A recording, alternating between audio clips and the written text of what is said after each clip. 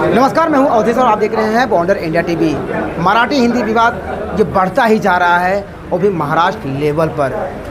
8 जुलाई को मनसे ने आह्वान किया था कि यहाँ पे एक मोर्चा निकालने जाने वाला है। अब उनके साथ देने के शिवसेना और कांग्रेस भी आ चुकी है। उसी के बारे में बात करने के लिए आज यहाँ पे एक प्रेस कॉन्फ्रेंस रखी गई थी, जहाँ पे मनसे के नेता अविनाश जाधव, शहर अध्यक्ष संदीप राणे नेता, कांग्रेस के नेता, शिवसेना के नेता, सभी लोग यहाँ पे उपस्थित हुए हैं। जिसके बाद पुलिस प्रशासन ने सभी लोगों को नोटिस दिया है कि आप 8 तारीख को मोर्चा नहीं निकाल सकते हैं। जिसके जवाब में इन सभी नेताओं ने कहा है कि आपको जितना मामला दर्ज करना है आप मामला दर्ज करो। लेकिन ये बात मराठी मान सम्मान की है, मराठी भाषा को लेकर है। हम किसी का विरोध नहीं कर रहे हैं, लेकिन अगर आप महाराष्ट्र में 20 से 30 साल से रह रहे हैं तो आपको मराठी सीखने में क्या हर्ज है। हम किसी को मारने नहीं जा रहे हैं, लेकिन मराठी आदमी से अगर आप उल्टा बात करोगे तो आपको उल्टा ही जवाब मिलेगा। आइए बात करते हैं उन्होंने और हमें क्या जानकारी दी। भाषिकांसाठी मीरा भाईंदर शहरामध्ये मोठा मोर्चा निघणार आहे, त्याबद्दल आपण काय सांगाल? मला असं वाटतं की या मोर्चाला मीरा भाईंदरमधल्या प्रत्येक मराठी माणसाने उपस्थित राहिलं पाहिजे। कारण ज्या पद्धतीने मागच्या काही वर्षात मीरा भाईंदरमध्ये एक वातावरण तयार केलं जातं की मीरा भाईंदरमधला मराठीचा टक्का कमी झालेला आहे, बाहेरनं आलेल्या लोकांचा टक्का जास्त आहे, मेट्रोपॉलिटन सिटी झालेली आहे। सो या सगळ्या प्रश्नाला उत्तरं द्यायची असतील तर आपण मीरा भाईंदरमध्ये किती आहोत हे दाखवण्यासाठी मीरा भाईंदरमधल्या प्रत्येक मराठी माणसांनी या मोर्चाला उपस्थित राहिलं पाहिजे। खरं तर फक्त मराठी माणसांनी नाही तर मराठीला मानणारे, मराठीवर प्रेम करणारे, कारण काही ठिकाणी असं आहे की 3-3, 4-4 पिढ्या मागच्या 50-50 वर्ष लोक मीरा भाईंदर असतील किंवा या परिसरात राहतात, तर ते आता स्वतःला मराठी मानतात। ते त्यांना मराठीवर प्रेम आहे, मराठीचा आदर आहे, अशा प्रत्येकाने या मोर्चात आलं पाहिजे। खरं तर एक घाणेरडं राजकारण केलं गेलं आणि या राजकारणात मराठी माणसाला ताकद दाखवण्याचा प्रयत्न काही लोकांनी करण्याचा प्रयत्न केला। त्यांची जी ताकद दाखवण्याचा प्रयत्न केला ना, तोच आम्हाला हाणून पाडायचा आणि त्याच्यासाठी मराठी एकीकरण समिती असेल आणि बाकीच्या सगळ्या संस्था असतील, सगळेच पक्ष असतील, आम्ही सगळे एकत्र मिळून उद्याच्या मोर्चाचं आयोजन केलं आहे। रीतसर परमिशन घेऊन सुद्धा मनसेच्या कार्यकर्त्यांना पोलिसांकडून नोटिसा केल्या, त्याबद्दल आपण काय सांगाल? मला वाटतं की ज्या वेळेला एखादं आंदोलन होतं त्यावेळेला पोलीस प्रशासन त्यांचं काम करतं, बरोबर आहे। सो पोलिसांना त्यांचं काम करू द्या, आम्ही आमचं काम करू। नोटिसांना मी मगाशी म्हटलं तसं आम्ही भाषेला, मराठीला आमच्या आई मानतो आणि ज्या वेळेला आमच्या भाषेवर येतं, आमच्या आईवर येतं, त्यावेळेला आम्ही नोटिसांना घाबरत नाही। मीरा भाईंदर शहरामध्ये मराठी भाषेसाठी मराठी भाषिकांच्या मार्फत उद्या मोठा महामोर्चा निघणार आहे, त्याबद्दलची आज रूपरेषा मी पत्रकार परिषद घेऊन सांगितली। काय नेमकं कशी निघणार रूपरेषा त्याच्याबद्दल थोडं सांगितलं। मीरा भाईंदरमध्ये मराठी माणसाची एकजूट गरजेची आहे। त्यासाठी मराठी एकीकरण समितीने सर्व राजकीय पक्ष संस्था यांच्या माध्यमातून भूमिका घेतली आहे। त्यांना एकजूट करायचा प्रयत्न आम्ही करतो आहोत, कारण आम्ही मराठी समाज बहुसंख्येने या शहरामध्ये आहोत, तो विभागलेला आहे आणि पोलिसांशी जास्त संपर्क असतो, तो परप्रांतीय संपर्क असतो।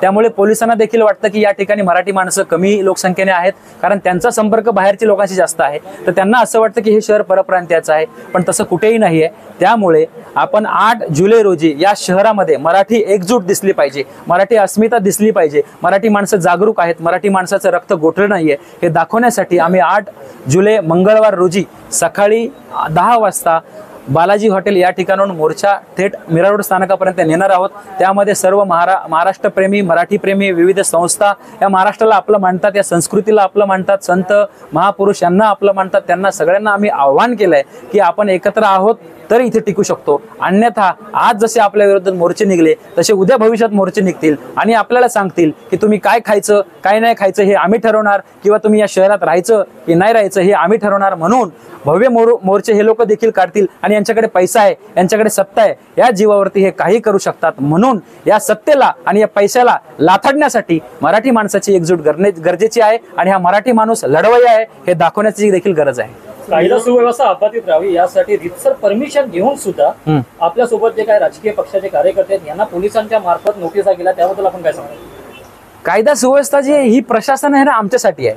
बघा, मागे सामंत साहेब आमचे कार्याध्यक्ष त्यांनी सांगितलं होतं की लोकशाही म्हणजे काय, स्थानिकांसाठी चालवलेले स्वराज्य म्हणजे ती लोकशाही ठरली पाहिजे। परंतु या लोकशाहीच्या महाराष्ट्रामध्ये आमच्यावरती दबाव आणला जातो, आमची गळचेपी केली जाते। आज ज्या दिवशी मोर्चे निघाले त्या दिवशी त्यांना नोटीस का नाही दिले हा प्रश्न माझा आहे। मी गृहमंत्र्याला प्रश्न विचारतो, माननीय देवेंद्र फडणवीस गृहमंत्री यांना प्रश्न विचारतो, मीरा भाईंदर शहरामध्ये हजारोनी जे मोर्चे निघाले त्यामध्ये मराठी भाषेच्या विरोधात बोललं गेलं, त्यावेळेस आपलं हे जे पोलीस प्रशासन आहे कुठे होतं, आपला गोपनीय विभाग कुठे होता? आज आम्ही जर एखादी गोष्ट करायचं म्हटलं तर तुम्ही नोटीस कशा काय द्यायला लागल्या? आणि आमच्या लोकशाहीने आम्हाला अधिकार दिलाय, आमच्या भाषेसाठी आमच्या राज्यासाठी लढलं पाहिजे आणि तो आवाज आम्ही मांडला पाहिजे, म्हणून हा मोर्चा आम्ही काढणार आहोत। परंतु आम्ही पोलिसांनी त्यावेळेस कुठलीही कारवाई केली नाही याचा देखील आम्ही निषेध व्यक्त केलेला आहे। प्रश्नच नाही, आंदोलन उद्याचा जो मोर्चा आहे तो होणारच आणि मराठी माणसासाठी आहे।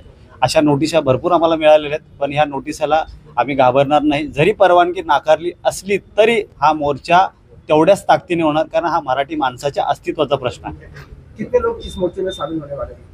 भूतो ना भविष्यती, तुम्ही बघालच, मी सांगण्यापेक्षा तुम्हाला उद्या कळेलच। या मोर्चाची सुरुवात कुठून केली, कशा प्रकारे? मीरा रोड बालाजी हॉटेल जिथून सुरुवात झाली, ह्या वादाला जिथून सुरुवात झाली तिथूनच आम्ही त्या मोर्चा काढणार आहे आणि तिथून शहीद मेजर कौस्तुभ राणे यांच्या स्मारकाजवळ ती समाप्ती होईल। ओबले सर, तुम्ही काय सांगणार? आमदार असतील, सरकार असेल, काल तुम्ही पाहिलं असेल आशिष शेलारांनी एक चुकीच्या पद्धतीने स्टेटमेंट दिली, पहलगाम बरोबर आमच्या आंदोलनात बरोबर तुलना केली। पहलगामचे आजपर्यंत केंद्र सरकार असेल, राज्य सरकार असेल, यांनी अजून आरोपी पकडले नाही। ज्या 28 लोकांचे बळी गेले अशा आतंकवाद्यांना आजपर्यंत पकडलं नाही। उगाच नाही तेच आम्ही हे केलं ते केलं सांगून आमची तुलना करतायत। त्या आशिष शेलारांना सांगायचं आहे की असे तुम्ही तुलना करून लोकांमध्ये संभ्रम निर्माण करू नका। कुठेतरी मराठी भाषेसाठी, मराठी माणसांसाठी, मराठीच्या माणसांच्या अस्मितेसाठी आज महाराष्ट्र नवनिर्माण असेल किंवा सर्व पक्षीय असतील, आज मोर्चा निघणार आहे आणि हा मोर्चा कुठेतरी कमी करण्याचा प्रयत्न करत आहेत। आमदार, मंत्री आणि राज्य सरकार हे कुठेतरी CP DCP यांच्यावर दबाव टाकून इकडचे पदाधिकारी असतील, कार्यकर्ते असतील, त्यांना धरपकड नोटीस देण्याचं काम करत आहेत। पण या नोटिसीला आम्ही घाबरत नाही। याच्या पूर्वीची जी आंदोलनं पाहिली असतील, तुम्ही टोल नाक्याचे आंदोलन असतील, रेल्वे भरतीचं आंदोलन असेल, मराठी पाटीचं आंदोलन असेल, त्यावेळेला आम्ही रात्री भूमिगत होऊन दुसऱ्या दिवशी सकाळी आंदोलनाला उपस्थित होतो आणि ती आंदोलनं यशस्वी केलेली आहेत। आपण सगळे महाराष्ट्रात होतो आणि महाराष्ट्राची जी भूमी आहे त्या भूमीने मागच्या अनेक वर्षात महाराष्ट्राच्या बाहेरून आलेल्या सर्व व्यक्तींना सामावून घेतलं आहे। ते महाराष्ट्राच्या लोकांमध्ये, मराठी माणसांमध्ये एक जो गुणधर्म आहे की सगळ्यांना सामावून घ्यायचं आणि सगळ्यांबरोबर चालायचं। आज जो काही विषय झालेला आहे, मराठी भाषेचा अपमान करायला लोक निघाले आहेत, मराठी भाषेबद्दल त्यांच्याकडे आस्था राहिलेली नाही आहे, मराठी माणसाबद्दल आस्था राहिलेली नाही आहे। अशा लोकांच्या विरोधात जो मराठीचा अपमान करतोय, जो महाराष्ट्राचा अपमान करतोय, जो मराठी भाषेला मानत नाही आहे, जो मराठी भाषेवरती कुरघोडी करायला तयार आहे, त्यांच्या विरोधातला हा मोर्चा उद्या होणार आणि होणार। आता थोड्या क्षणापुरती सिनियर येऊन गेले, दबाव तंत्र खूप मोठं आहे की काही करून तुम्ही मोर्चा काढू नये।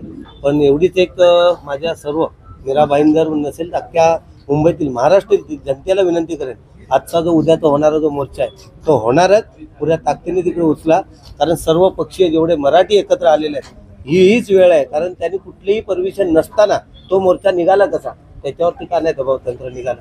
एका फोनवरती एवढा मोर्चा निघू शकतो, तर आम्ही जी केलेली एक मराठी माणसाने ताकद निर्माण केलेली आहे त्याच्यामुळे हा मोर्चा होणारच, कारण आमच्या अंगामध्ये, आमच्या रक्तामध्ये बाळकडू आहे आणि ते उद्या आम्ही दाखवणार।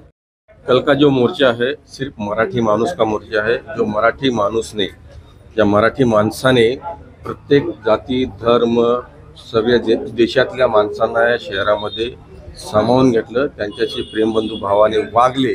पण आज तेच माणसं मराठीचा विरोध, तुम्हाला मराठी येत नाही आमचा त्याचा तर काहीच द्वेष नाही, पण तुम्ही मराठी माणसाचा भाषेवरून तुम्ही वाद घालून, तुम्ही कुरघोडी करून, दबाव तंत्र वापरून त्यांच्या भाषेला ललकाराल तर त्याचं उत्तर दिलं जाईल। आणि कालच एका कलाकारानं खूप मोठं आव्हान केलं, मी येऊन दाखवतो, राहून दाखवतो। ह्या पद्धतीची जी त्यांची भाषा आहे ही भाषा सहन केला जाणार नाही।